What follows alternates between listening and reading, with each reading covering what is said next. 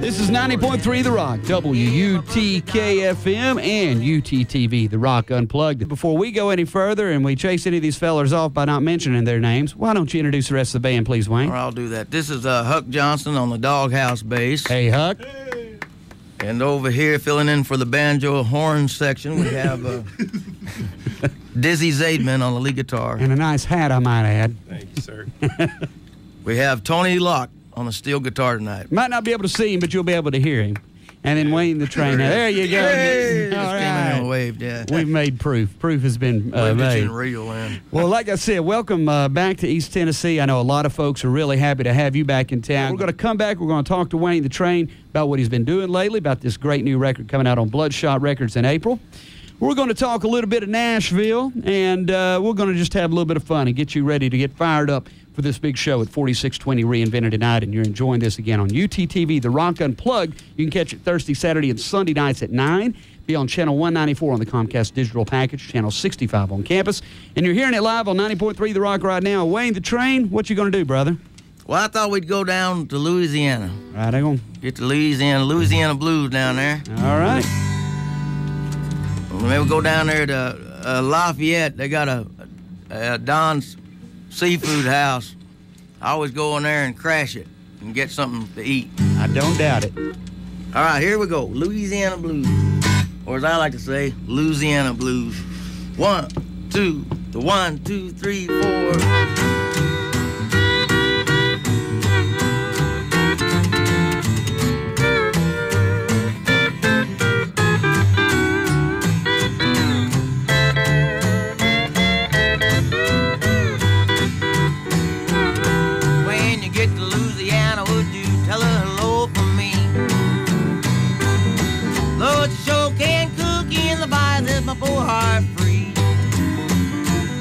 Well, they're going down to Houston, they're playing Louisiana. Lord, and oh, which is all I can. To get to Louisiana, would you tell her hello for me?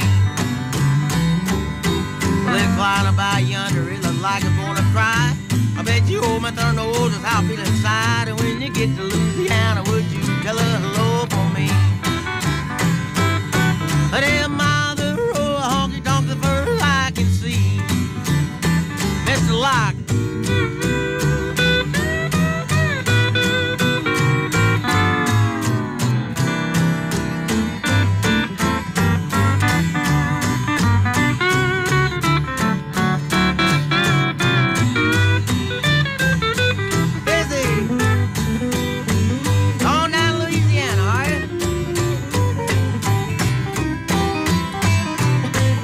You bring the cold weather with you. Well, it'll be summer soon. Well, if you go out in the country, please save your memory. I got there in the seat and I'm as lonesome as I can be. Outside the wind blows, Lord, it's really gonna pour, but I'm sitting in the kitchen while my teardrops hit the floor. To get to Louisiana, would you tell her hello for me? Doghouse now. So Huck Johnson, down with the Louisiana blues. Uh-oh, comes that fella from New York City. Don't tell nobody that, Dizzy. Go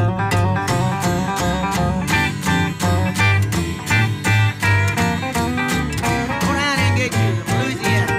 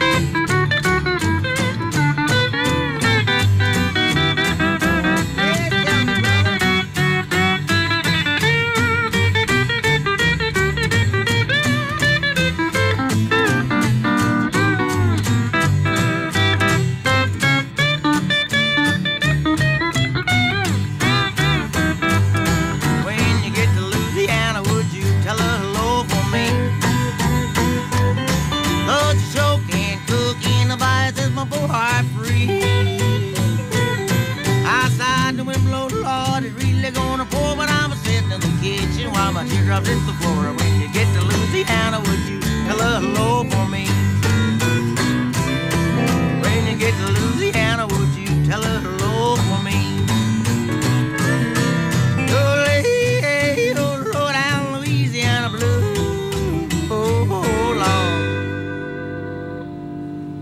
I love my job.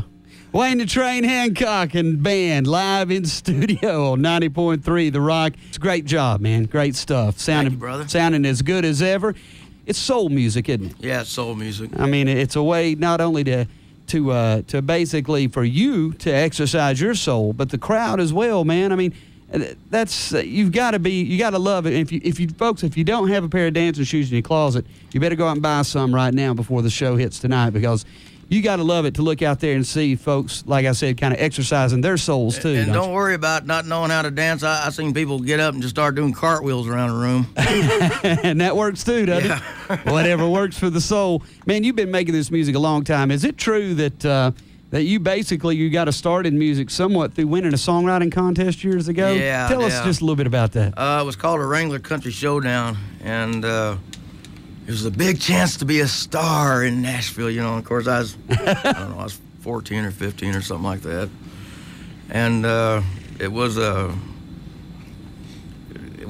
I did it when I was about 18 or so years old, 17 or 18. I guess the first time I did was 15, and the second time I came back and did it, I was 18, I guess, and it's a long time ago, so my number's a little fuzzed, y'all. It's all right. I haven't had my reefer this morning yet. That's all right. I got coffee, but no reefer. I know it. Well, we can help you with the coffee, and I hope it's all right, guys. I'm not the best at making it, but hopefully it gets your motor running. It's outstanding. Anyway, I got into that. Yeah, I did that Wrangler Country Showdown, and I won the first round.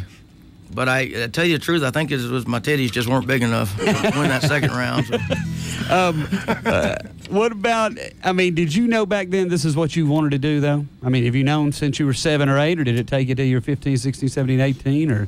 Yeah, when I was earlier a teenager, I wanted to be a singer. Then as I got older, I wanted to be a Marine. Then I was a Marine for 4 years, and I decided I was much happier being a singer. And you've been in, I mean, this, you know, a lot of folks, there's so many comparisons and influences from Bob Wills to, of course, I guess, who would be probably your idol, I don't know, but Hank Sr. probably. You got into him a long time ago, though, right? Yeah. You didn't have to wait for a Wrangler contest. We can play one of those, too. Okay, well, I'm going to get you to do that, because I think this is a good thing to stop and talk a little bit about this. You won that contest, and then you went to what they call Music City. And I guess you kind of jumped in down there, and like so many others that I've talked to and interviewed, it just wasn't what it's all cracked up to be, is it? Well, you know, man, we watch these movies they put out in Hollywood, and they paint a different picture for the public to see about being in this business, and what it's like to be in this business, and what they think about it are two different worlds altogether.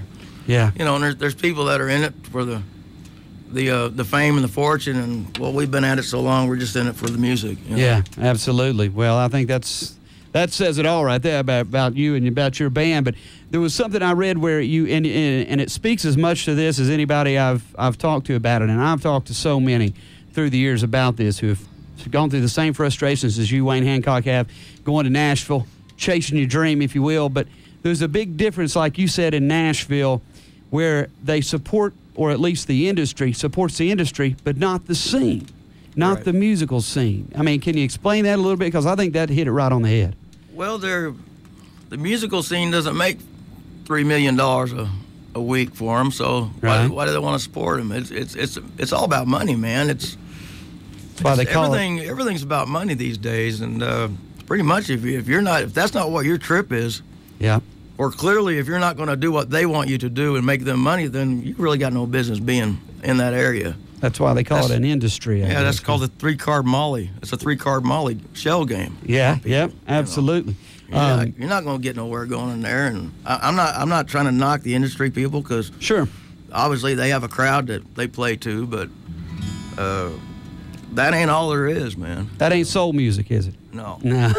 That's all I'm going to say about that. That's bank account music.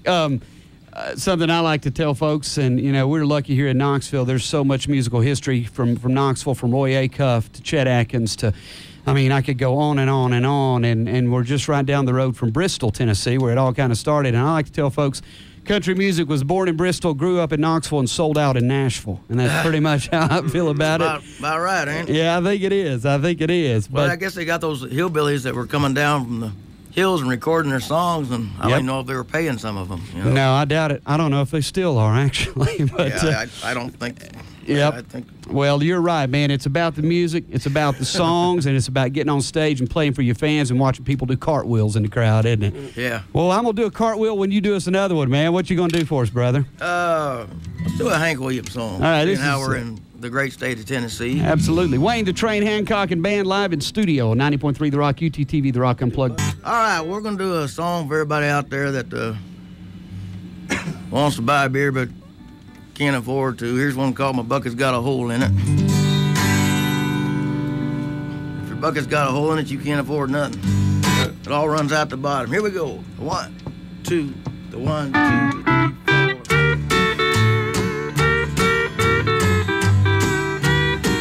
Well, my bucket got a hole in it.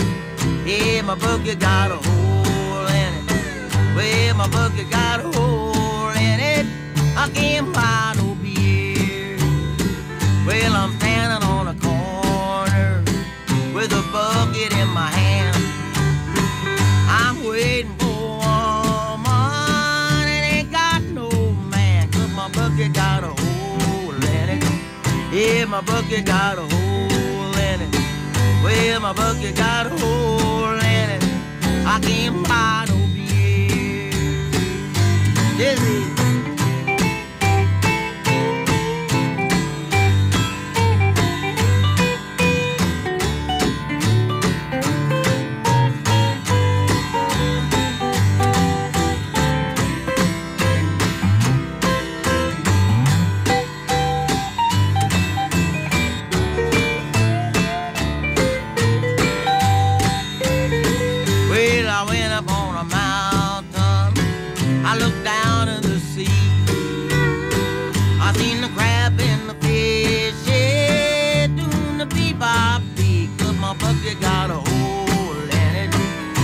my bucket got a hole in it.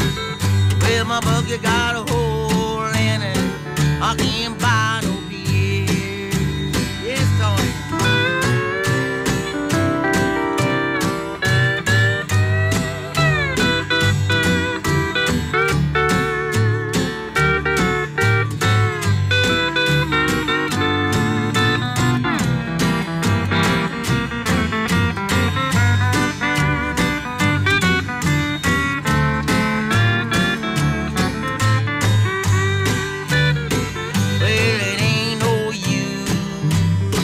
I'll be working so hard when I got a woman in a boss man's yard. 'Cause my bucket got a hole in it. Yeah, my bucket got a hole in it. Well, my bucket got a hole in it. I can't buy no beer.